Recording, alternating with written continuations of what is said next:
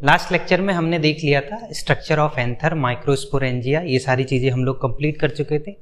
आज हम लोग देखते हैं कि साहब माइक्रोस्पोर कैसे बनेगा, और माइक्रोस्पोर बनने का जो प्रोसेस है उसी को क्या बोला जाता है, माइक्रोस्पोरोजेनेसिस।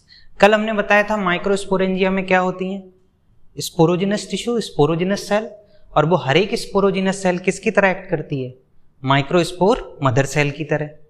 तो उस माइक्रोस्पोर मदर सेल में मियोसिस होगा और क्या बन जाएंगे, माइक्रोस्पोर्स। देखो यहाँ पे ये स्पोरेंजिया है हमारे पास, ठीक है, ये क्या है, माइक्रोस्पोरेंजिया, माइक्रोस्पोरेंजिया। और इस माइक्रोस्पोरेंजिया के अंदर आप देखो तो क्या है, स्पोरोजिनस सेल्स। हर एक स्पोरोजिनस सेल्स किसकी तरह एक्ट करेगी, माइक्रोस्पोर मदर सेल या पॉलन मदर सेल्स। इसको हम एमएमसी इसलिए लिखने से अवॉइड करते हैं क्योंकि जब मेगा स्पोर मदर सेल को देखेंगे तो मेगा स्पोर मदर सेल को तो एमएमसी लिख पाएंगे, इसलिए हम एमएमसी लिखने की जगह इसको क्या लिखने की कोशिश करते हैं, पीएमसी, अर्थात पॉलन मदर सेल।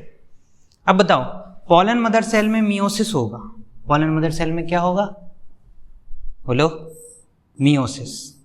और पॉलन मदर सेल में मियोसिस होगा तो मियोसिस होने के बाद कितनी सेल बनती हैं, 4 सेल। तो 4 सेल बनी और 4 माइक्रोस्पोर बने, इनको क्या बोला गया, माइक्रोस्पोर टेट्राड। ये बताओ स्पोरोजिनस सेल्स कैसी होंगी, डिप्लॉयड। अगर स्पोरोजिनस सेल से माइक्रोस्पोर या पॉलन मदर सेल बनी है, ये भी कैसी होंगी, डिप्लॉयड। लेकिन इनमें मियोसिस हो गया तो मियोसिस के बाद जो माइक्रोस्पोर टेट्राड बना है, यानी कि इसमें जो माइक्रोस्पोर बने हैं वो माइक्रोस्पोर कैसे बने होंगे, 4 हैप्लॉयड। लेकिन इस टाइम पे ना ये चारों माइक्रोस्पोर जो बने होते हैं, ये चारों माइक्रोस्पोर अलग अलग नहीं होते हैं, ये चारों माइक्रोस्पोर आपस में क्या होते हैं, जुड़े हुए होते हैं।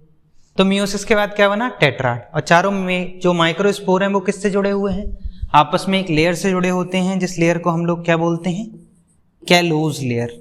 कौन सी लेयर, कैलोज की लेयर होती है इनको चिपकाने के लिए। अब इस कैलोज लेयर को हम हटा सकते हैं, हम नहीं हटाते हैं, बल्कि यहाँ पे कैलोज लेयर हट जाती है, कौन से एंजाइम की मदद से, कैलेज एंजाइम। जब मैंने आपको टेपेटम पढ़ाया था तो टेपेटम में बताया था कि टेपेटम एक एंजाइम को रिलीज करती है, जिस एंजाइम का नाम क्या है, कैलेज। अब कैलेज एंजाइम किसको डिसॉल्व करेगा, कैलोज लेयर को। कैलोज लेयर को डिसॉल्व करेगा तो क्या हो जाएगा, क्या चारों के चारों माइक्रोस्पोर सेपरेट हो जाएंगे, हो जाएंगे या नहीं हो जाएंगे। तो ये माइक्रोस्पोर क्या होगा इस टाइम पे, सेपरेट, यानी कि फ्री माइक्रोस्पोर। माइक्रोस्पोर जो आपस में ज्वाइंट थे, अब वो चारों के चारों माइक्रोस्पोर आपस में क्या हो चुके हैं, फ्री हो चुके हैं। लेकिन अभी भी इसको ना पॉलन ग्रेन नहीं बोलेंगे। माइक्रोस्पोर के ऊपर क्या होगा, याद करो, मैंने बताया था आप लोगों को कि स्पोरोपोलिन, स्पोरोपोलिन कहाँ से मिला था, यूविश बॉडीज से। जो टेपेटम ने डीजनरेट होने से पहले यूविश बॉडीज ने स्पोरोपोलिन प्रोवाइड करती हैं। किसको प्रोवाइड करेंगे स्पोरोपोलिन, माइक्रोस्पोर्स को। कौन प्रोवाइड करेगा, तो इसको प्रोवाइड करती हैं यूविश बॉडीज। यानी कि इनके ऊपर लेयर आएगी, लेयर किस चीज की आएगी, स्पोरोपोलिन की, स्पोरोपोलिन।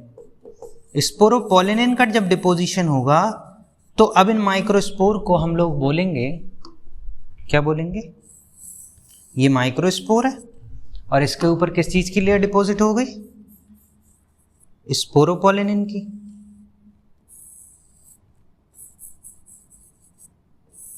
ये स्पोरोपोलिन की लेयर डिपॉजिट हो गए, ठीक है। तो अब इस माइक्रोस्पोर को माइक्रोस्पोर नहीं बोलेंगे, जब लेयर डिपॉजिट हो जाती है इसको बोलते हैं पॉलन। और अभी भी ये पॉलन ग्रेन जो है ना, वो एंथर में ही है, बाहर नहीं निकला है, अभी इसका और डेवलपमेंट होगा। तो इस पॉलन ग्रेन को, और कितनी सेल वाला पॉलन ग्रेन है ये, 1 सेल वाला, सिंगल सेल वाला। तो ये पॉलन ग्रेन है, मगर कौन सी कंडीशन है, सिंगल सेल्ड कंडीशन, ठीक है। और यहां आप देख पा रहे हो जो आउटर लेयर है, इस आउटर लेयर किसकी बनी है, स्पोरोपोलिन की। तो इस आउटर लेयर को हम क्या बोलते हैं, एक्साइन। और जो इनर लेयर है, इस इनर लेयर को बोला जाता है इंटाइन। आगे और डिटेल में इसका अभी स्ट्रक्चर पढ़ने वाले हैं, तब देखेंगे एक्साइन, इंटाइन, इन सबका फंक्शन क्या है। तो इतना समझ में आया कि माइक्रोस्पोर सेपरेट होने के बाद, अभी पॉलन वो एंथर के अंदर ही है, तो माइक्रोस्पोर सेपरेट होने के बाद उसके चारों तरफ किसकी लेयर डिपॉजिट हो जाए, एक्साइन, स्पोरोपोलिन, तब उसको क्या कहते हैं, पॉलन ग्रेन। कितनी सेल का पॉलन ग्रेन है, एक सेल का पॉलन ग्रेन है। क्लियर, आगे बढ़े।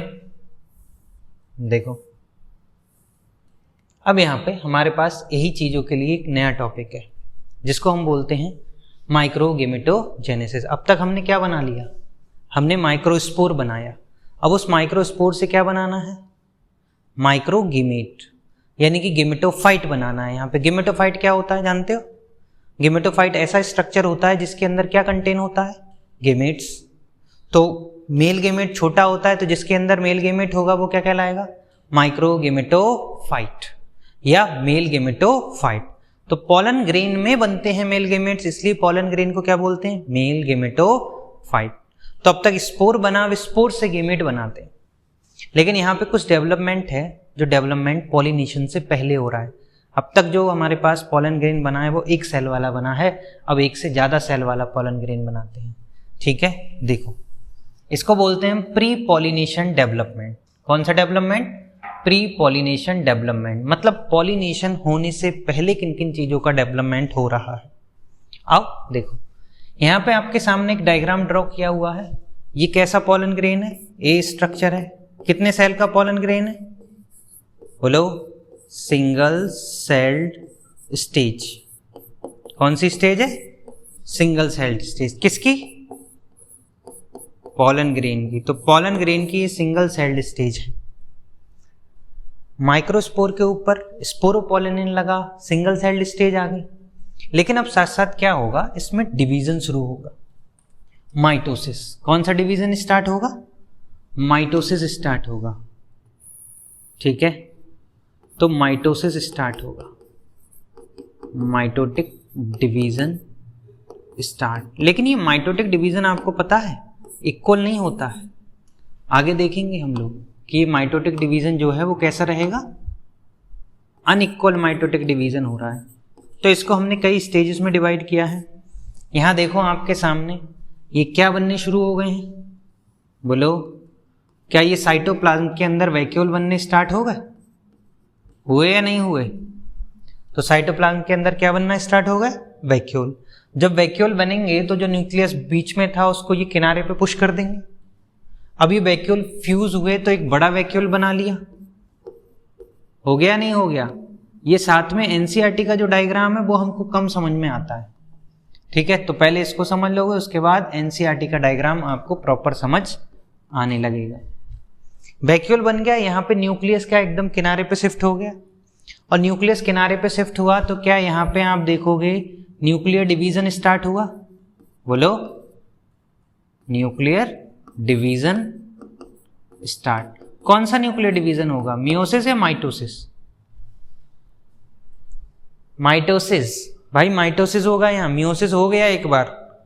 ठीक है, क्या होगा, माइटोसिस। देखो यहाँ पे न्यूक्लियर डिवीजन स्टार्ट हो रहा है। अब न्यूक्लियर डिवीजन होता तो है, लेकिन इसका न्यूक्लियर डिवीजन थोड़ा सा डिफरेंट होता है। अगर आप यहाँ देखें, यहाँ पे न्यूक्लियस डिवाइड हो गया, हमारे पास क्या हो गया, न्यूक्लियस डिवाइड हो गया। और न्यूक्लियस डिवाइड होने के बाद अगर आप देख पा रहे हो यहाँ पे, तो दो तरह का न्यूक्लियस बना है। एक ये बना है लार्ज और इर्रेगुलर। कैसा न्यूक्लियस बना है, लार्ज और इर्रेगुलर न्यूक्लियस। वही हमारे पास जो दूसरा न्यूक्लियस बना है, जो व्हाइट कलर का आपको दिख रहा होगा, ये कौन सा है, ये स्मॉल है, ये स्मॉल न्यूक्लियस। ठीक है, और देखोगे तो स्मॉल न्यूक्लियस किससे चिपका हुआ है, एकदम वॉल से चिपका हुआ है, पॉलन ग्रेन की वॉल से एकदम चिपका हुआ है या नहीं है, बोलो भाई। तो जो लार्ज और इर्रेगुलर न्यूक्लियस बना, इसी को हम नाम देते हैं वेजिटेटिव न्यूक्लियस। कौन सा न्यूक्लियस, वेजिटेटिव न्यूक्लियस। और जो छोटा न्यूक्लियस बनता है इसको हम नाम देते हैं क्या, जनरेटिव न्यूक्लियस। क्या नाम देते हैं, जनरेटिव न्यूक्लियस। तो वेजिटेटिव न्यूक्लियस बन चुका है, जनरेटिव न्यूक्लियस बन चुका है।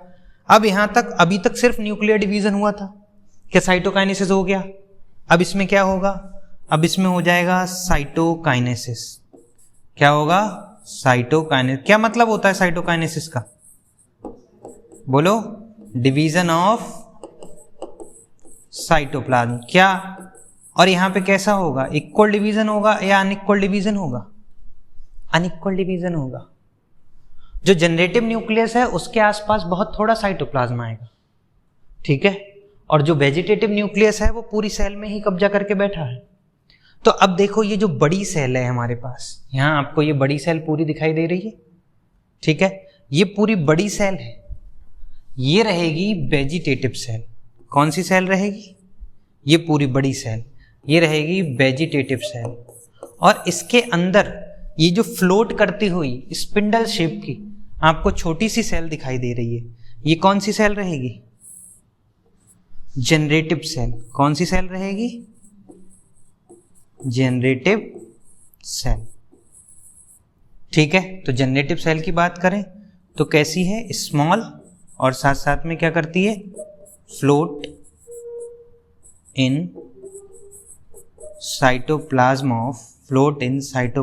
ऑफ वेजिटेटिव सेल, ठीक है।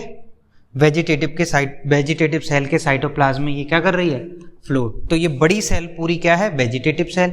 ये वेजिटेटिव सेल का क्या है, साइटोप्लाज्म, क्या है, साइटोप्लाज्म, ठीक है।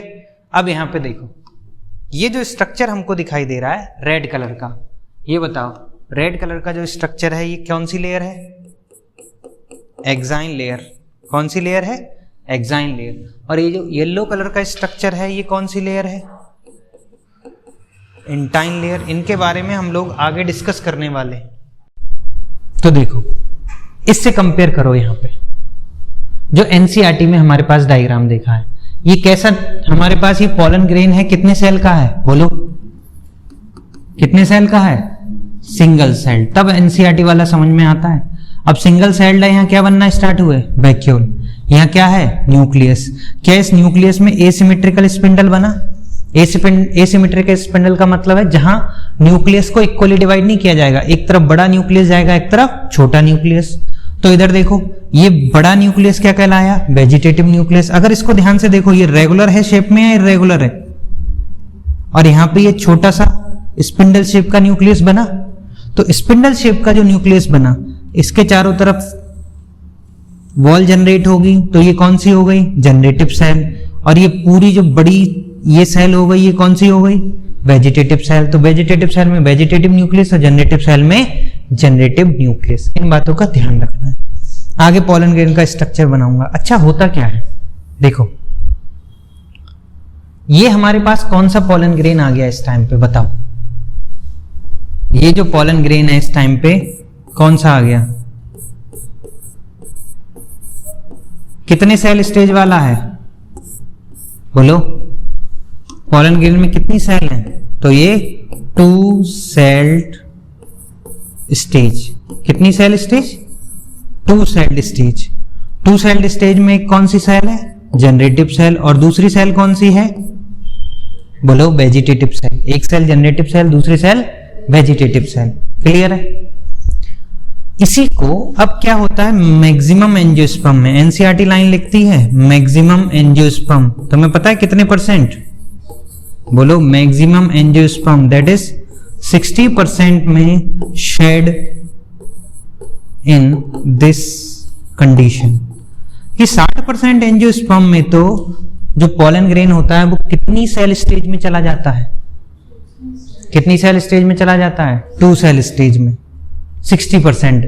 तो बाकी के बच्चे 40% एंजियोस्पर्म में क्या होगा, ये जो 2 सेल स्टेज वाला पॉलन ग्रेन है, क्या ये जो 2 सेल स्टेज वाला पॉलन ग्रेन है, तो in rest angiosperms, in rest angiosperm, rest कितने बचे, अबाउट 40%। तो ये जो बचे हुए 40% एंजियोस्पर्म है, इनमें यहां पे जो जनरेटिव सेल दिखाई दे रही ना तुमको, ये जनरेटिव सेल, इस जनरेटिव सेल में फिर से माइटोसिस हो जाता है। क्या हो जाता है, माइटोसिस। तो क्या होगा, जो हमारे पास जनरेटिव सेल है, जनरेटिव सेल अंडरगो माइटोसिस, और जब जनरेटिव सेल अंडरगो माइटोसिस तो तुम्हें यहां 2 नई सेल दिख रही हैं। एक जनरेटिव सेल से कितनी सेल बन गई, 2 सेल। और इन 2 नई सेल को क्या बोला जाता है, 2 मेल गैमेट। क्या बोला जाता है, 2 मेल गेमेट्स। किससे बनी बताओ? एक जनरेटिव सेल से, या फिर हम इनको क्या बोल देंगे? 2 जनरेटिव सेल न्यूक्लियस, ऐसा भी बोला गया है कहीं कहीं। तो कौन सी सेल डिवाइड होती है? बोलो, वेजिटेटिव सेल या generative cell? Generative cell divide होती है। क्या इसके अंदर साइटोप्लाज्म होगा? बिल्कुल होगा। ठीक है, साइटोप्लाज्म होगा ही होगा।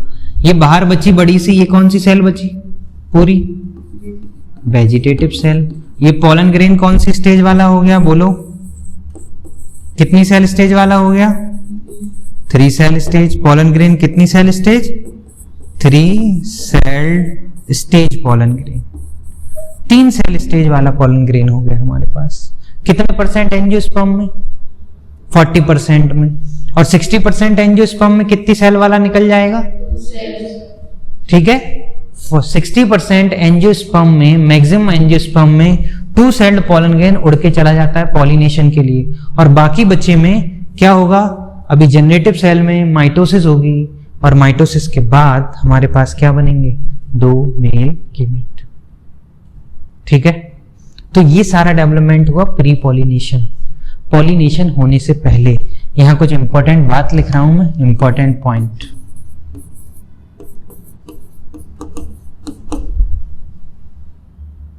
क्या हुआ? ठीक है, ये 2 सेल्ड स्टेज को, ये 2 सेल्ड स्टेज पोलन है। ठीक है, क्या बोलते हैं इसी को? Mature pollen grain. क्या बोलते हैं? Mature pollen grain. ठीक है, आगे इसके बारे में और डिस्कस करने वाले हैं हम लोग। चलो, ये प्री पॉलिनेशन डेवलपमेंट है। हमने मान लिया पोलन ग्रेन निकला, उड़ा, उड़ के कहां पहुंचेगा? स्टिग्मा पे। यानी कि पोलन ग्रेन एंथर से निकले स्टिग्मा पे पहुंच जाए। इस प्रोसेस को क्या नाम देते हैं? बोलो, पॉलिनेशन। क्या नाम देते हैं? पॉलिनेशन। हमने मान लिया पॉलिनेशन हो गया। पॉलिनेशन हो गया, पोलन ग्रेन कहां पहुंच चुका है? स्टिग्मा पे। अब स्टिग्मा पे पहुंचेगा, लैंड करेगा, तो क्या एब्जॉर्ब करेगा वहां से? न्यूट्रिशन और मॉइस्चर। करेगा नहीं करेगा? चलो देखते हैं। तो अब ये डेवलपमेंट जो हमारे सामने है वो क्या है? Post pollination development. पॉलिनेशन के बाद स्टिग्मा पे जाके मॉइस्चर और न्यूट्रिशन को क्या करेगा? एब्जॉर्ब करेगा। आओ देखते हैं। यहां पे ये देखो ध्यान से, ये 2 celled pollen stage pollen grain है। कितनी स्टेज है? ये पोलन ग्रेन। पोलन ग्रेन किस पे लैंड कर गया? कितनी सेल स्टेज है? 2 सेल्ड स्टेज। 2 सेल्ड स्टेज, ये बहुत जानना जरूरी है। अब 2 सेल स्टेज का पोलन ग्रेन है। कितनी सेल स्टेज का? 2 सेल स्टेज का पोलन ग्रेन है। आउटर लेयर क्या कहलाती है? आपको पता है, एक्साइन। एक्साइन लेयर मजबूत होती है ना, आगे इसके फंक्शन डिस्कस करने वाले हैं। ये लेयर क्या है? इंटाइन। कौन सी लेयर है? इंटाइन। और जहां ना एक्साइन है ना इंटाइन है, वहां पे पोर दिखाई दे रहे हैं। इनको क्या बोला जाता है? इन पोर्स को जर्म पोर्स। क्या बोलते हैं इन पोर्स को? Germ pores. ठीक है, देखो भाई क्या होगा कि हमारा पास प्रोसेस चलेगा। Pollen land on stigma. Pollen ने जैसे स्टिग्मा पे लैंड किया, क्या करेगा? क्या एब्जॉर्ब करेगा? Absorb moisture and nutrition. हम मॉइस्चर और न्यूट्रिशन को एब्जॉर्ब करेगा। जब मॉइस्चर और न्यूट्रिशन को एब्जॉर्ब कर रहा है तो क्या यहां पे प्रेशर को एक्सर्ट करेगा? अरे प्रेशर लगेगा नहीं लगेगा? प्रेशर एक्सर्ट होगा।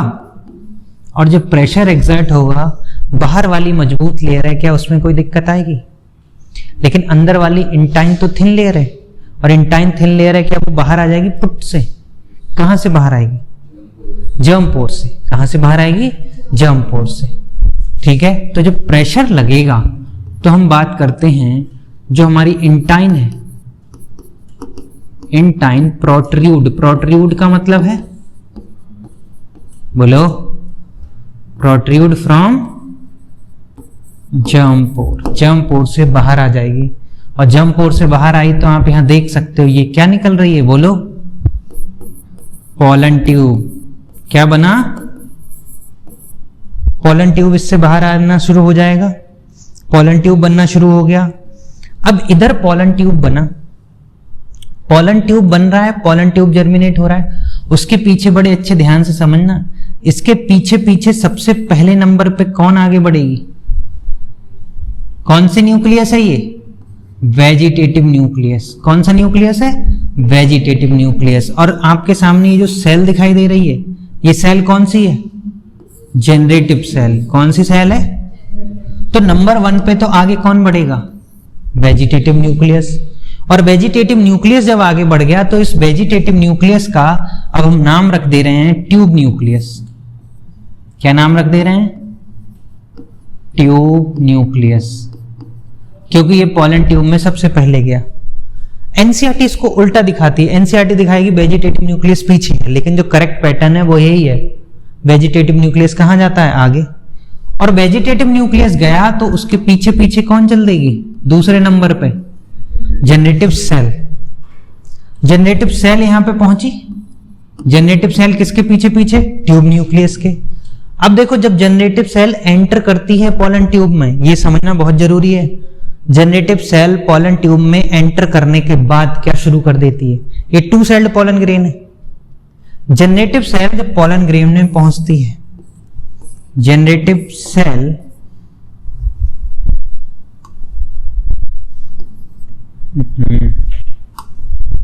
Generative cell entering pollen tube. Pollen tube में पहुंची और पोलन ट्यूब में पहुंचने के बाद क्या शुरू कर देगी? खुद को डिवाइड करना शुरू कर देती है। माइटोसिस स्टार्ट होता है। किसमें माइटोसिस स्टार्ट होता है? वेजिटेटिव सेल में या जनरेटिव सेल में? वेजिटेटिव सेल के न्यूक्लियस में या जनरेटिव सेल के न्यूक्लियस में? जनरेटिव सेल में। ठीक है, तो अगर जनरेटिव सेल में हो रहा है, क्या यहां ये डिवाइड हो रही है? बोलो, क्या ये डिवाइडिंग जनरेटिव सेल है? Dividing generative cell. और अगर आप ध्यान से देख पाओ, ये जो डिवाइडिंग जनरेटिव सेल है, क्या इसका पोलन ट्यूब भी बढ़ता जा रहा है? क्या वेजिटेटिव न्यूक्लियस आगे आगे जा रहा है? इसको हम वेजिटेटिव न्यूक्लियस कह दो या फिर इसको क्या बोल दो? Tube nucleus. दोनों एक ही बात है, कोई भी बात अलग अलग नहीं है। ठीक है, ये न्यूक्लियस होगा।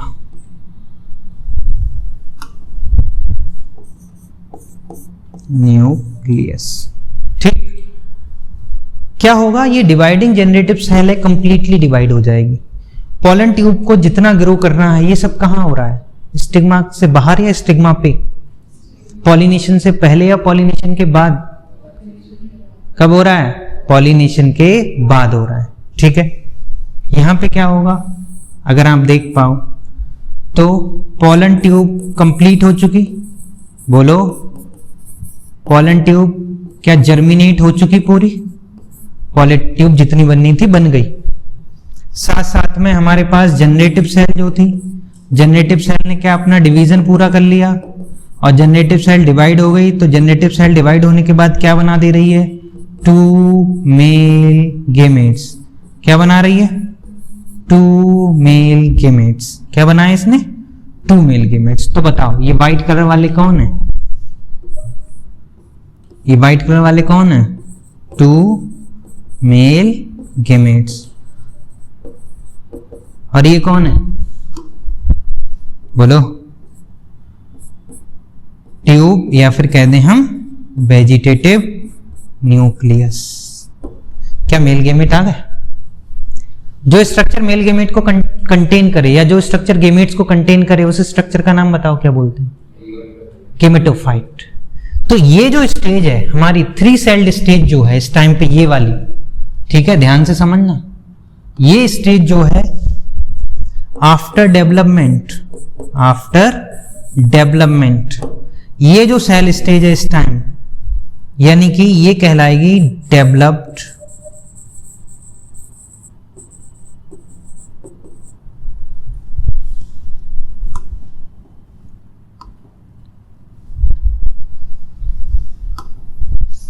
टाइम देखो कितना है, ठीक। तो ये कहलाएगी, ये कहलाएगा डेवलप्ड मेल गेमेटोफाइट। क्या कहलाएगा? डेवलप्ड मेल गेमेटोफाइट, या फिर इसको बोलें तो ये क्या हो गया हमारे पास? Mature male gametophyte. तो टू सेल्ड स्टेज क्या होती है? ये क्वेश्चन आया हुआ है कि टू सेल्ड स्टेज यहाँ पे मैच्योर पॉलन ग्रेन है। जो टू सेल्ड स्टेज यहाँ आपको दिख रही है, ये टू सेल्ड स्टेज दिख रही है। अगर इसको बात करते हैं ये पॉलन ग्रेन कैसा है, तो ये पॉलन ग्रेन तो मैच्योर है। कैसा पॉलन ग्रेन है? बोलो, मैच्योर पॉलन ग्रेन। लेकिन पूछे क्या मैच्योर्ड गेमेटोफाइट है? नहीं। तो इसको बोलते हैं हम इनकम्प्लीट मेल गेमेटोफाइट। कैसा? Incomplete mail gametophyte. सिंपल सी बात है, समझ में आई? बोलो। तो प्री पॉलिनेशन और पोस्ट पॉलिनेशन क्या हो रहा है? प्री पॉलिनेशन एक सेल से कितनी सेल बन जाएंगी? 2 सेल। कौन कौन सी? जनरेटिव सेल और वेजिटेटिव सेल। अब पॉलिनेशन हो गया, पॉलिनेशन के बाद क्या होगा? तो मॉइस्चर एब्जॉर्ब किया, क्या निकली? Pollen tube. पॉलन ट्यूब में आगे आगे वेजिटेटिव न्यूक्लियस, पीछे पीछे जेनेटिव सेल। जेनेटिव सेल कहाँ डिवाइड होती है? पॉलन ट्यूब में। जब एंटर करती है पॉलन ट्यूब में तब क्या करती है? Division start. उससे क्या बने? 2 मेल गेमेट। तो अब जो हमारे पास पॉलन ग्रेन है जिसमें पॉलन ट्यूब निकल चुकी है, उस पॉलन ट्यूब में आगे वेजिटेटिव न्यूक्लियस, पीछे 2 मेल गेमेट। और इस पूरे अब पॉलन ग्रेन को क्या बोलेंगे? मैच्योर या कंप्लीट मेल गेमेटोफाइट। इतनी बात क्लियर हुई? पॉलिनेशन कैसे होता है ये हमारा बाद का टॉपिक है। अब आओ पहले हम थोड़ा डिस्कस कर लेते हैं कि आखिर पॉलन ग्रेन क्या है, पॉलन ग्रेन की क्वालिटीज क्या है। ठीक है,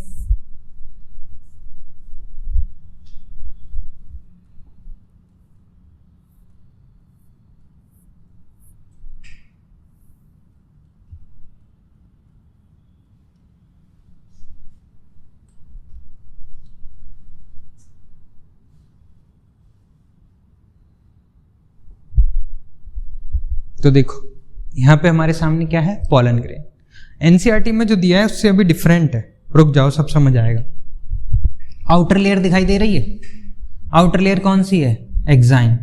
इनर लेयर कौन सी है? इंटाइन। ठीक है, जहां पे एक्साइन नहीं है उनको क्या बोला गया है? जर्म पोर। अंदर देखो कौन सी सेल है? ये जनरेटिव सेल। और ये पूरी बड़ी सेल कौन सी है? Vegetative cell. ये पूरी बड़ी सेल कौन सी है? Vegetative cell. और वेजिटेटिव सेल में कौन सा न्यूक्लियस है? ये 2 क्या है? ये वैक्यूल दिखाए गए, क्योंकि प्लांट सेल है तो वैक्यूल तो होंगे ही। क्या जनरेटिव सेल स्पिंडल शेप नहीं है छोटी सी? क्या उसके अंदर न्यूक्लियस भी इस तरह स्पिंडल शेप नहीं है? तो ये 2D स्ट्रक्चर है। हमारे पास एक्चुअली कैसा स्ट्रक्चर होता है इसका? 3D structure. किस तरह का स्ट्रक्चर होता है? 3D। आओ देखो, क्या ये हमारे पास जो बड़ी सेल है पूरी, ये कौन सी सेल है? Vegetative cell. या फिर बात करें इसका क्या है? साइटोप्लाज्म।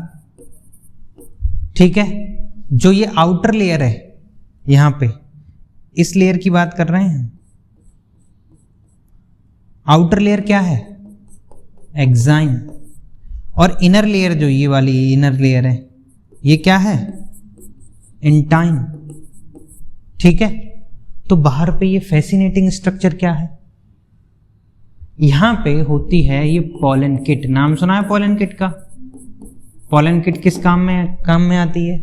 इंसेक्ट के ऊपर पॉलन ग्रेन चिपक जाए आसानी से, इसमें कौन हेल्प करता है? तो ऐसा 3D स्ट्रक्चर होता है हमारे पास।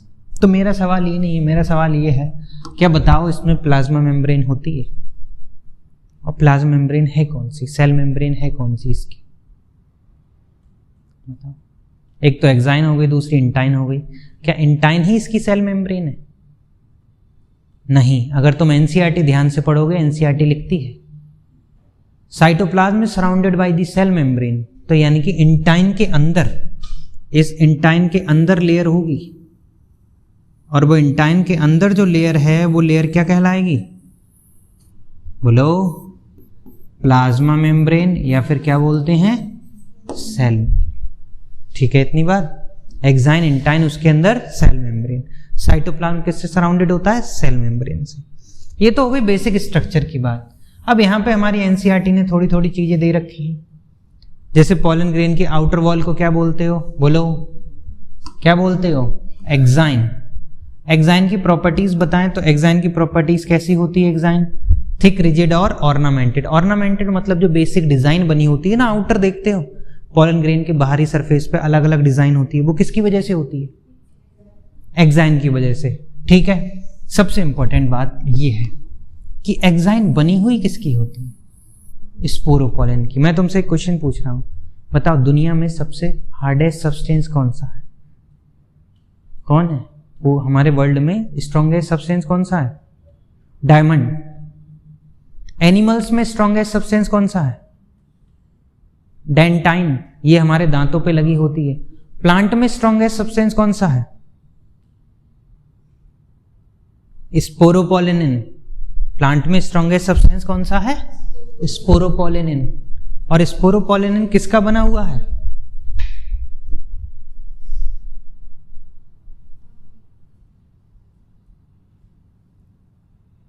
स्पोरोपोलिनिन का ही। ठीक है, स्पोरोपोलिनिन खुद में एक कंपाउंड है। ठीक है, तो देखो एनिमल्स में स्ट्रॉन्गेस्ट डेंटाइन, प्लांट्स में स्ट्रॉन्गेस्ट स्पोरोपोलिनिन, पूरे लिविंग वर्ल्ड में स्ट्रॉन्गेस्ट स्पोरोपोलिनिन। ठीक है, मोस्ट रेजिस्टेंट सब्सटेंस किसके अंदर? बोलो, प्लांट्स में तो है ही है, और साथ साथ में किसके अंदर है? लिविंग वर्ल्ड में भी। लिविंग वर्ल्ड में भी स्ट्रॉन्गेस्ट सब्सटेंस है। और ओवरऑल वर्ल्ड में कौन है? डायमंड। ठीक है, इसका फायदा क्या है कि पॉलन ग्रेन क्या है, चाहे हाई टेम्परेचर हो, स्ट्रॉन्ग एसिड हो या स्ट्रॉन्ग बेस हो, उसमें भी विद स्टैंड कर जाता है। कोई पॉलन ग्रेन 10 मिनट में खत्म हो जाते हैं, कोई 1 हफ्ते में, कोई 1 दिन में। कुछ पॉलन ग्रेन ऐसे होते हैं जो सालों साल चलते हैं। उसकी वजह कौन है? स्पोरोपोलिनिन। ठीक है, साथ साथ में अभी तक कोई ऐसा एंजाइम हमने नहीं पाया है जो स्पोरोपोलिन को गला दे। यही स्पोरोपोलिन को और जो पॉलन ग्रेन है उनको इतनी मजबूती प्रोवाइड करता है। क्लियर इतनी बात? दूसरा हमारे पास है इनर वॉल। इनर वॉल क्या होती है? इंटाइन। कैसी है? Thin, continuous, soft, elastic. किसकी बनी होती है? Pectin and cellulose. Cell wall भी किसकी बनी होती है? Pectin and cellulose. Cellulose, hemicellulose, pectin and protein. तो क्या ये सेल वॉल की तरह नहीं, लेकिन थोड़ी सॉफ्ट होती है। सॉफ्ट होती है इसलिए बाहर आ जाती है और क्या बनाती है? Pollen tube. क्या बनाती है? Pollen tube. क्लियर है इतनी बात? आगे देखो, यहां पे ये पॉलन ग्रेन के बारे में ना हमारे पास कुछ पॉइंट्स दिए गए हैं, सिंपल से एनसीईआरटी के पॉइंट्स हैं पॉलन ग्रेन के बारे में। जैसे पहला क्या है? पहला पॉइंट देखो, pollen grains are well preserved as fossils because of sporopollenin. कि हमें हजारों हजार साल पुराने पॉलन ग्रेन मिल जाते हैं। क्यों मिल जाते हैं? क्योंकि एक्साइन इतनी मजबूत है। और जहां से हमें पॉलन ग्रेन के फॉसिल्स मिले तो क्या हम उसकी एज निकाल सकते हैं? बोलो। तो पॉलन ग्रेन की वजह से हम वहां पता लग सकते हैं कि पेट्रोलियम, कोल अर्थ के अंदर हैं। तुमने सुना होगा कि एनिमल्स, प्लांट दबे उन्हीं से कोल और पेट्रोलियम बना नहीं बना। जो प्रिमिटिव प्लांट्स थे और सब नीचे दब गए अर्थ के, उनसे क्या बन गया? कोल और पेट्रोलियम। अब उसी टाइम के मान लो पॉलन ग्रेन दब के होंगे। अगर हमें पॉलन ग्रेन वहां मिल गए तो हम ये प्रेडिक्ट कर सकते हैं, बोले यहां पे हो सकता है कोल और पेट्रोलियम हो। ठीक है, अगला एक्साइन के बारे में कुछ बातें करते हैं। यही पैटर्न और डिजाइन बनाती नहीं बनाती है। कुछ जगहों पे क्या होती है, या तो होती नहीं है या फिर कैसी होती है? बहुत थिन। और जहां पे थिन होती है ये एपर्चर्स बने होते हैं, जिन एपर्चर्स को हम लोग क्या बोल रहे होते हैं? Germ pores. इन एपर्चर्स को हम लोग क्या बोल रहे होते हैं? जर्म पोर्स बोल रहे होते हैं। नहीं, इंटाइन है जो कहां से बाहर आती है? जर्म पोर से। और क्या बनाती है? Pollen tube. फिर एनसीईआरटी में, या एनसीईआरटी में नहीं दिया लेकिन एक टर्म आता है पेलाइनोलॉजी। पेलाइनोलॉजी जानते हो क्या होता है? Study of pollen grain. अगर आप पॉलन ग्रेन की स्टडी करें, किसकी स्टडी? पॉलन ग्रेन की स्टडी करें तो उसको क्या कहा जाता है? पेलाइनोलॉजी। एनसीईआरटी में आओ तो एनसीईआरटी में आपको ये दिखेंगे। क्या ये पॉलन ग्रेन के डायग्राम दिए हुए हैं? देख रहे हो कितने अच्छे डिजाइन वाले दिए गए हैं। ये जो इनके ऊपर कांटे हैं, ये सब किसके बने हुए हैं? एक्साइन के। किसके बने हुए हैं? लेकिन इस एक्साइन में तुमको एक पोर दिखाई दे रहा है? अरे दे रहा है नहीं दे रहा है, यही पोर क्या है, जर्म पोर। इधर देखो, क्या इस एक्साइन में यहाँ जर्म पोर दिखाई दे रहा है, यहाँ पे दिखाई दे रहा है ये एक जर्म पोर है। क्या इसमें ये सिंगल जर्म पोर दिखाई दे रहा है, मगर इसमें देखोगे एक से ज्यादा जर्म पोर दिखाई दे रहे हैं। बोलो दे रहे हैं कि नहीं दे रहे हैं। आओ इसको भी देखते हैं थोड़ा सा। देखो ये कि नंबर ऑफ जर्म पोर्स कितने होते हैं। अगर किसी पॉलन ग्रेन में नंबर ऑफ जर्म पोर्स 3 हैं, जैसे मोस्ट डाइकोट्स में, तो इस कंडीशन को कौन सी कंडीशन बोला जाता है, ट्राइकॉल्पेट। कौन सी कंडीशन, ट्राइकॉल्पेट पॉलन। ट्राइकॉल्पेट पॉलन का मतलब कितने जर्म पोर, 3 जर्म पोर। अगर किसी पॉलन ग्रेन में एक जर्म पोर है तो उस कंडीशन को क्या बोला जाता है, बोलो मोनोकॉल्पेट कंडीशन। कौन सी कंडीशन, मोनोकॉल्पेट। यहां पॉलन ग्रेन देख रहे हो, ये इलेक्ट्रॉन माइक्रोस्कोप की SEM की इमेजेस हैं। कितने जर्म पोर दिखाई दे रहे हैं, सिंगल। तो ये कौन सी कंडीशन है, मोनोकॉल्पेट। यहां बोलो कितने जर्म पोर, 3। यहां कितने जर्म पोर, एक ये, एक इस साइड में और एक बचा इसके पीछे साइड में। ये कौन सी कंडीशन है, ट्राइकॉल्पेट। कौन सी कंडीशन है, ट्राइकॉल्पेट। तो जर्म पोर किसके एब्सेंट की वजह से बनते हैं, एक्साइन के एब्सेंट होती है जहां या बहुत थिन होती है तो क्या बना, जर्म पोर। ठीक है, ये मैंने इमेजेस कुछ डाली थी ताकि तुमको ठीक से चीजें समझ में आती रहे। ठीक, ये क्या हो गया,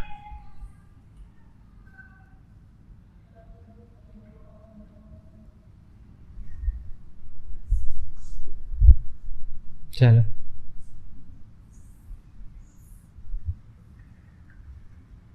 अब यहां पे देखो, पॉलन किट के बारे में मैंने आपको लास्ट लेक्चर में बता दिया था कि पॉलन किट ऑयली सब्सटेंस है जो पॉलन ग्रेन के ऊपर होता है। अब वो ऑयली सब्सटेंस से क्या होगा, पॉलन ग्रेन आराम से चिपक जाएगा किससे, इंसेक्ट से। यहाँ देखो एक इंसेक्ट के ऊपर कितने सारे पीले पीले पीले पीले पॉलन ग्रेन हैं जमा। ये पीले पीले येलो स्ट्रक्चर हैं, ये सब क्या है, पॉलन ग्रेन। ये लास्ट लेक्चर में मैं बता चुका था। ठीक है, आगे देखते हैं। यहाँ पे देखो, अब हमारे पास पॉलन ग्रेन को लेके 4 छोटे छोटे फैक्ट्स हैं जो एनसीईआरटी में दिए हुए हैं। डायरेक्ट पढ़ लो, बहुत इजी है, समझ में आ जाएंगे। जैसे सबसे पहला बताओ, पॉलन ग्रेन बहुत बड़े बड़े होते हैं, माइक्रोस्कोपिक बॉडीज हैं, बहुत छोटे हैं। आप ऐसे हाथ पे लोगे पॉलन ग्रेन तो आपको धूल धूल जैसे नजर आएंगे, लेकिन जब उसे स्लाइड के नीचे रखोगे माइक्रोस्कोप में तब ये आपको कैसे दिखाई देंगे, बड़े दिखाई देंगे। ठीक है, तो जब जैसे धूल हमारे अंदर चली जाए तो हमको एलर्जी आ जाती है, ऐसी जहाँ पे पॉलन ग्रेन बहुत ज़्यादा होते हैं तो लोगों को पॉलन ग्रेन की वजह से क्या हो जाती है, एलर्जी। लोगों को पॉलन ग्रेन की वजह से क्या हो जाती है, एलर्जी। और इस एलर्जी को क्या बोलते हैं, पॉलन एलर्जी। तो पॉलन ग्रेन क्या एरो एलर्जेंस का काम करते हैं। जैसे किसी को धूल से एलर्जी है तो धूल गई तो वो छींकना खांसना ये सब आंसू आंसू आने लगते हैं। ऐसी कहीं कहीं जगह होती है जहाँ पे बहुत ज़्यादा पॉलन ग्रेन उड़ते हैं, जहाँ पॉलन ग्रेन जैसे पाइनस के पॉलन ग्रेन बहुत ज़्यादा उड़ते हैं। ठीक है, तो इसी को बोलते हैं pollen grain are aero allergens. जैसे किस किस के pollen grains, Chenopodium, Parthenium, sorghum and Amaranthus. ये कुछ एग्जाम्पल हैं जिनमें एक एग्जाम्पल आप अच्छे से याद रखोगे, कौन सा, पार्थेनियम। अगर पार्थेनियम तुमने ना देखा हो तो यहाँ सामने इमेजेस हैं, अब तुम्हें लगेगा तुमने देखा है। पार्थेनियम का कॉमन नेम है गाजर घास, ऐसे हम बोल देते हैं गाजर घास, कैरेट। बड़ी कड़वी सी होती है, हाथों पे लग जाए तो बड़ी बुरी सी स्मेल आती रहती है। कैसे आया इंडिया में, इंडिया का प्लांट नहीं है ये। जब हम आज़ाद हुए थे उसके कुछ सालों तक हमारे पास ज़मीन तो बहुत थी लेकिन खेती उतनी नहीं हो रही थी। हमने अमेरिका से गेहूँ मंगवाया तो अमेरिका वालों ने गेहूँ के साथ हमें क्या भेज दिया था, गाजर घास के बीज। तो आज ये भयंकर बीड का रूप ले चुकी है। कहीं खेतों किनारे चले जाओ, सड़क किनारे चले जाओ, सब में आपको क्या दिखेगी, पार्थेनियम पार्थेनियम पार्थेनियम। बहुत बड़ा सरदर्द है हमारे लिए बनी हुई, खत्म भी नहीं होती कितनी कोशिश करो। तो ये दिख रहा है, समझे, ये सब उसी में लिखा हुआ है, कैसे आई कहाँ आई। क्लियर। दूसरा फैक्ट हम लोग देखते हैं इसी के बारे में। एक बड़ा फैशन सा चला हुआ है कि साहब ऐसा माना जाता है कि पॉलन ग्रेन जो है बहुत ही ज़्यादा न्यूट्रिटिव है। ठीक है, तो इनको एज अ न्यूट्रिशन सप्लीमेंट के रूप में यूज़ किया जाता है। और वेस्टर्न वर्ल्ड में तो ये बहुत कॉमन है, ऐसे करके बी पॉलन की टैबलेट्स, सिरप वगैरह सब कुछ बनाए जाते हैं। और ऐसा माना जाता है इसको खा के एथलीट्स की या फिर जो घोड़े नहीं दौड़ते हैं, रेस वाले घोड़े दौड़ते हैं, उनकी साहब एफिशिएंसी बढ़ जाती है। माना जाता है लोगों ने खिलाए तो उन्हें लगा हमारे घोड़ों की ताकत क्या हो गई, बढ़ गई। देखो दिया होगा performance of athletes and race horses. ठीक है, ये चोचले हैं वेस्टर्न वालों के, देखते हैं तुम्हें खाना हो तुम भी खा लो, मिल जाती है, इंडिया में भी अवेलेबल है अब तो। ये हो गया दूसरा पॉइंट जो एनसीईआरटी में 2 फैक्ट दे रखे हैं।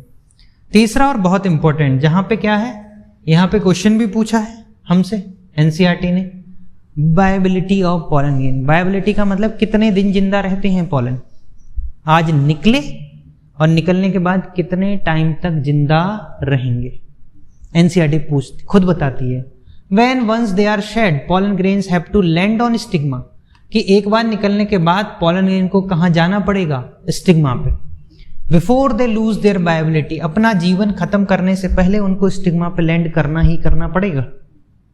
ठीक है ना, समझे? तो कह रहे हैं बताओ कितने दिन वायबिलिटी रिटेन कर सकते हैं। एनसीईआरटी क्वेश्चन भी पूछ रही है और उसके बाद आंसर भी दे रही है। वो कहते हैं कुछ सीरियल्स जैसे राइस और व्हीट, इनके पॉलन ग्रेन 30 मिनट में अपना जीवन खत्म कर देते हैं। मतलब 30 मिनट के अंदर अंदर उनको स्टिग्मा पे पहुंचना है, नहीं पहुंचे तो खेल खत्म। ठीक है, वही बोल रहा है। जैसे कुछ मेंबर्स हैं रोजिएसी, लेगुमिनेसी और सोलिनेसी, इनके पॉलन ग्रेन की वायबिलिटी कितनी होती है, मंथ्स के लिए। ध्यान रखना क्वेश्चन आएगा कि राइस और व्हीट के पॉलन कितना जिंदा रह सकते हैं, बोलो। राइस और व्हीट के पॉलन कितना जिंदा रह सकते हैं, 30 मिनट्स के लिए। पूछा गया है ये और पूछा भी जाएगा। ठीक है, वहीं कुछ फैमिलीज हैं रोजिएसी, लेगुमिनेसी और सोलेनेसी, इनके पॉलन ग्रेन को कितना समय मिल जाता है, बोलो, कुछ मंथ्स। ठीक है, क्लियर है इतनी बात। वहीं कुछ के पॉलन ग्रेन्स को ईयर्स तक, हजारों साल तक जिंदा रह सकते हैं। फिर आगे दिया है, ये सब किस पे डिपेंड करती है, कितना टेम्परेचर, कितनी ह्यूमिडिटी है, इस बारे में 2-3 लाइनें हैं, ये पढ़ लोगे समझ आ जाएंगी। बस डेटा याद रखना, किसके लिए टाइम पीरियड मंथ्स था और किसके लिए टाइम पीरियड 30 मिनट्स था। अगला है पॉलन बैंक। जैसे आपने सुना होगा क्रायो प्रिजर्वेशन, किसी भी चीज को लो, नाइट्रोजन, लिक्विड नाइट्रोजन का टेम्परेचर कितना होता है, -190 डिग्री सेल्सियस। इसमें रख दो साहब, तुम कुछ भी रख दो, ये ऐसा का ऐसा ही रहता है। एक्टिविटी उसकी बिल्कुल कम हो जाती है और इनको हम क्या कर सकते हैं, प्रिजर्व करके आराम से रख सकते हैं। है यहाँ पे ऐसी स्पर्म बैंक होती है, एनसीईआरटी लिखती हुई है, जैसे स्पर्म बैंक होती है, जैसे सीड बैंक होती है। सीड बैंक का मतलब आपके पास आज जो प्लांट्स हैं तो हमने उनकी सीड बैंक बना रखी है ताकि कल को कोई बहुत ऐसे कुछ हो जाए, कोई कैलेमिटी आ जाए तो उसमें मान लो प्लांट्स खत्म हो गए तो हम प्लांट्स को क्या कर सकते हैं, दोबारा ग्रो। सेम हम पॉलन ग्रेन को भी प्रिजर्व करके रखते हैं और इनको क्या कहा जाता है, पॉलन बैंक्स। और इनका यूज कहाँ हो सकता है, क्रॉप ब्रीडिंग प्रोग्राम में। किसमें यूज होगा, क्रॉप ब्रीडिंग प्रोग्राम में। ठीक है, ठीक।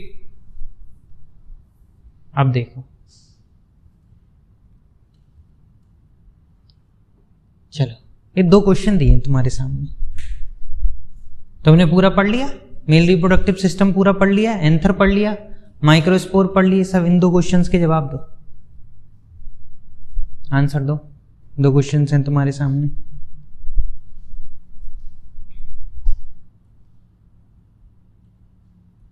नहीं समझ आ रहा है। Endothecium, middle layer and tapetum is another derivative from, किससे आती हैं, टेपेटम कहां से आती है।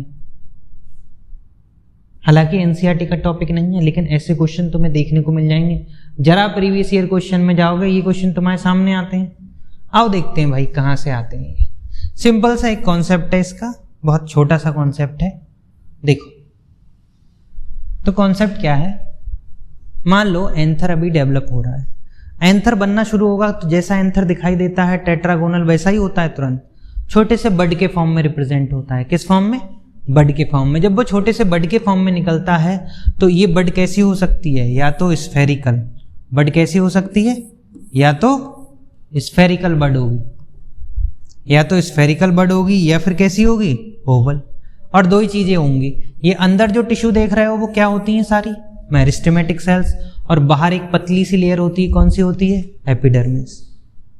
अब ये मेरिस्टेमेटिक सेल्स हैं, बीच में सबसे पहले जो बनना शुरू होगा, बीच में सबसे पहले जो बनेगा यहाँ पे, वो बनता है इनके वेस्कुलर टिश्यू। क्या बनता है? Vascular tissue. क्या बनेगा? Vascular tissue. और एपिडर्मिस के जस्ट नीचे, एपिडर्मिस के जस्ट नीचे मतलब यहाँ यहाँ यहाँ चारों कोनों पे कुछ सेल्स बड़ी होंगी, जिन सेल्स को हम क्या बोलेंगे? आर्कीस्पोरियल सेल्स। क्या बोलेंगे? आर्कीस्पोरियल सेल्स। ध्यान रखना, क्या एपिडर्मिस आर्कीस्पोरियम से बनी? एपिडर्मिस तो पहले से ही बनी हुई है। एपिडर्मिस पहले से है, बाद में आई? अब कौन? अब देखते हैं। तो ये जो हमारे पास आर्कीस्पोरियल सेल है, ये आर्कीस्पोरियल सेल भी क्या होंगी? अपने आप को डिवाइड करेंगी। आर्कीस्पोरियल सेल जब खुद को डिवाइड करती हैं तो तुम देखो यहां पे क्या बन गई? दो तरह की सेल्स बनी। कितनी तरह की सेल्स बनी? ये वाली सेल्स क्या कहलाएंगी? ये वाली सेल्स, इनको कहते हैं प्राइमरी पैराइटल सेल्स। और जो दूसरी सेल्स हैं वो क्या बनी? Primary sporogenous sales. तुम सबको पता है प्राइमरी स्पोरोजिनस सेल्स से क्या बनेंगी? बोलो, स्पोरोजिनस सेल। क्या बनेंगी? Sporogenous cell. स्पोरोजिनस सेल से क्या बनेंगी? Pollen mother cell. क्या बनेंगी? पॉलन मदर सेल में अगर मियोसिस करवा दो तो क्या बनेगा? माइक्रोस्पोर। क्या बनेगा? माइक्रोस्पोर। और माइक्रोस्पोर फाइनली किस में डेवलप होता है? पॉलन ग्रेन में। हो गया। तो फिर प्राइमरी पैराइटल सेल्स क्या होती हैं? यहां पे क्वेश्चन आता है कि प्राइमरी पैराइटल सेल्स आगे डिवाइड होंगी और कौन कौन सी लेयर बनाएंगी? Endothecium, middle layer and tapetum. Epidermis पहले से थी, आर्कीस्पोरियल सेल बाद में बनी। तो क्या बताओ, स्पोरोजिनस सेल आर्कीस्पोरियल है ओरिजिन में, एंडोथीशियम, मिडिल लेयर, टैपेटम ये भी कैसी हैं? आर्कीस्पोरियल हैं। क्या आप उस क्वेश्चन को सॉल्व कर पाओगे?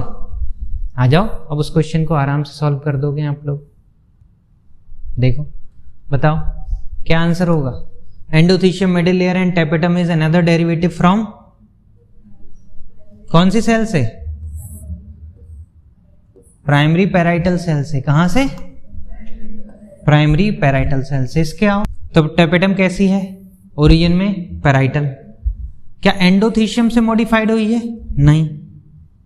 क्या ओव्यूल के अंदर होती है? नहीं। क्या आउटर मोस्ट लेयर है? क्या स्पोरोजिनस टिश्यू का मॉडिफिकेशन है? नहीं। तो कैसी है? ओरिजिन में पैराइटल। और एंथर वॉल की सबसे कौन सी? Inner wall. सबसे आउटर वॉल कौन सी होती है? बोलो, कौन सी? एपिडर्मिस। दूसरी एंडोथीशियम, तीसरी मिडिल लेयर और चौथी टैपेटम। तो क्या टैपेटम इनर मोस्ट है? चलो ठीक है, बाकी नेक्स्ट लेक्चर।